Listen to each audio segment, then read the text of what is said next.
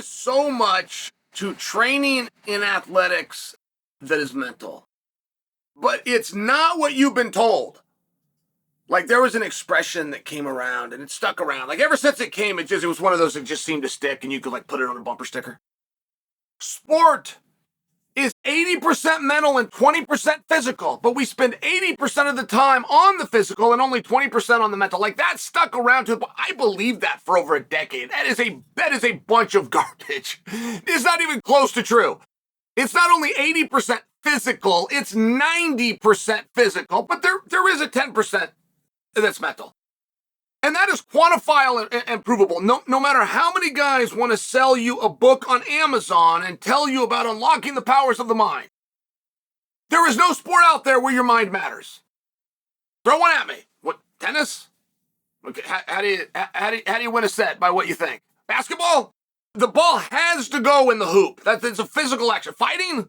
There's so many things, but there is an aspect to the mental, for sure. And you've got to overcome it, even if it's 10%, even if it's a lot smaller part than what you've been told.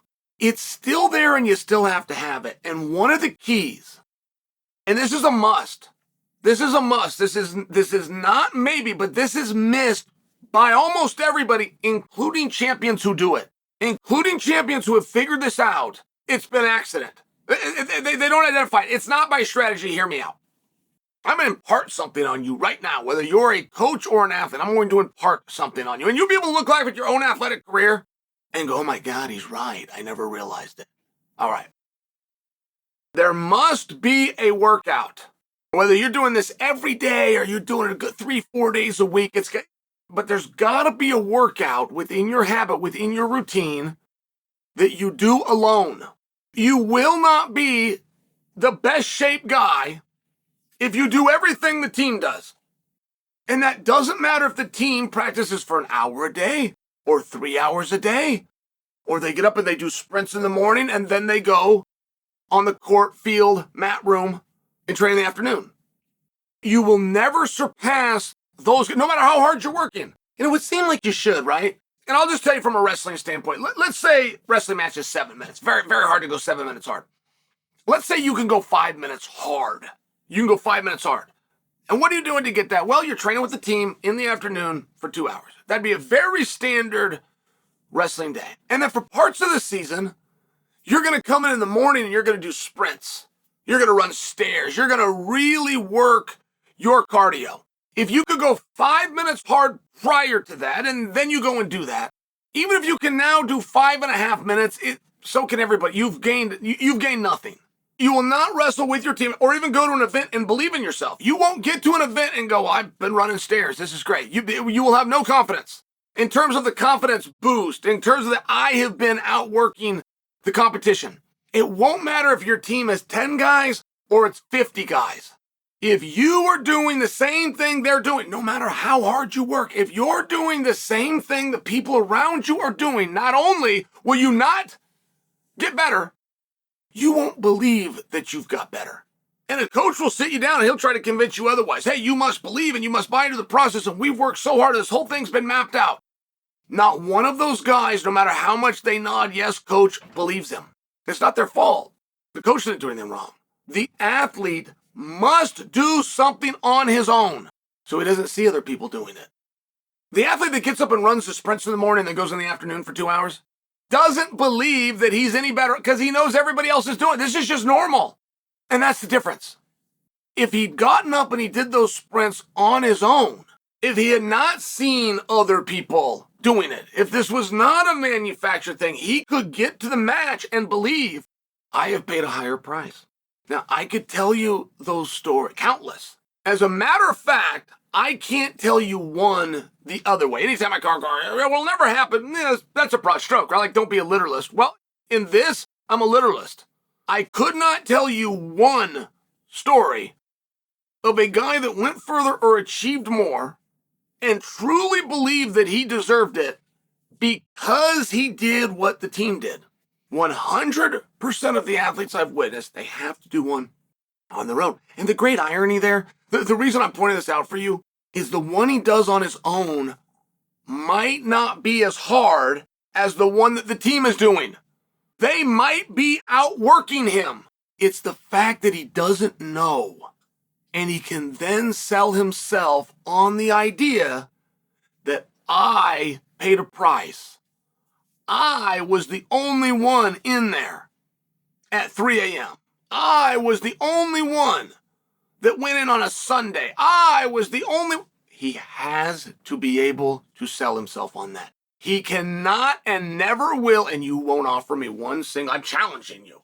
You won't offer me one example that you saw, whether you're in junior high, high school, college, you went to the pros, where that wasn't true. Where an athlete did what the team did and nothing else, and then truly believed in the process and the team and the training and the strategy. And you'll have a guy that's got the right DNA and it paid off. But I'm talking about having that mental side of believing I have earned it. It can't be done unless you're doing one on your own. And again, that's not a statement that has to be a literalist. You could grab a partner. You could grab a coach. But it has to be at a separate time aside from what has been called. Terry Brands. Terry Brands is the one that Henry Cejudo, who is the greatest combat athlete of all time, whether you like that or not. It's a simple resume, right? It's rings and medals and belts. But when Henry Cejudo ever talks about his training, he had a number of really great coaches. There's only one that he'll talk about. And it was Terry Brands. And Henry went to Terry, Coach Brands. He went to Coach Brands and he said, what do I have to do? And he said this to him in summer of 2007. Summer of 2008. The Olympic Games. And Henry said, what do I have to do to be guaranteed that I win the Olympic gold medal? Not that I win the U.S. Nationals, not that I win the trials, not that I beat Abbas, not that I make the team, not that I get there, not that I place. What do I have to do to be guaranteed that I win the medal? And Terry Brands, multiple-time world champion, same tournament. World Olympics, same tournament. Every 4 years they call it the Olympics. So he's asking a guy that would know. What is the secret, coach?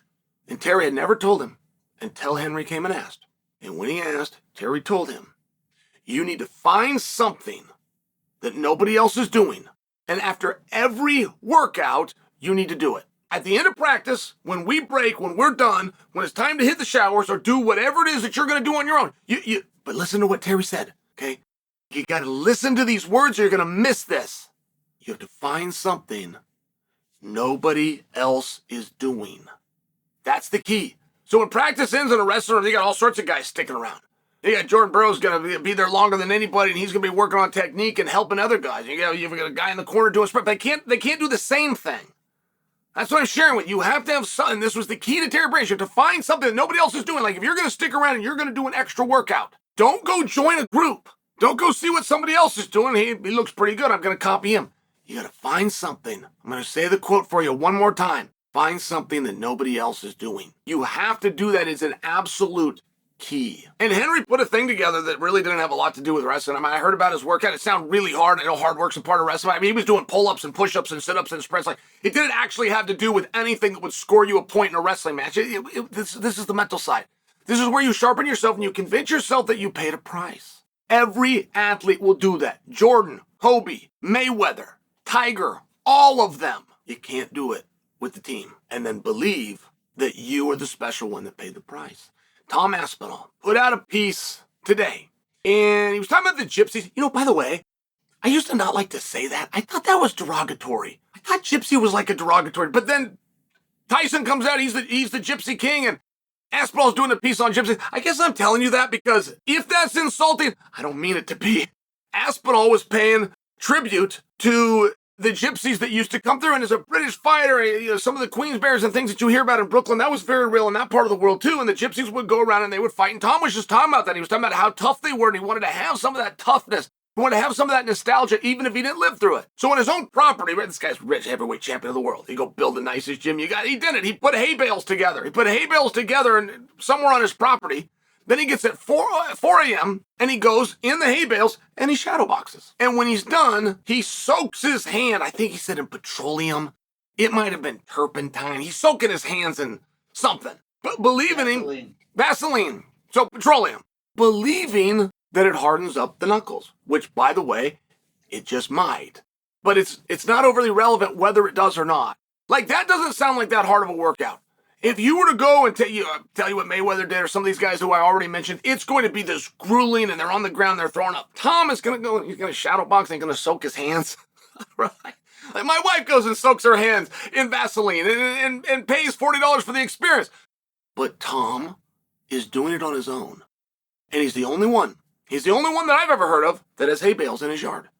He's the only one that I've ever heard of that is paying a tribute to something that he found to be very difficult, which was the gypsy travelers going bare knuckle. He's the only one that I've heard of that takes the time, whether I want to tease it and say my wife does or not. He's the only one that sits there and soaks his hands. And I don't suggest for you that Tom Aspinall does not have extremely hard training. I'm just suggesting for you this piece that I'm reading about Tom, and it's gone around and it's got a little bit of pushback. So we say, hey, well, it's got to do it at 4 a.m. What do the hay bales have to do with it? Hey, does that petroleum really work? Sure it does. If you find something that nobody else is doing and you do it every day, yes, not to the physical side. That's the part of the mental side that you can conquer. And it is not as big of a sport as people like to say it is. It's a smaller part. It's about 10%. But goddamn, that's an important 10.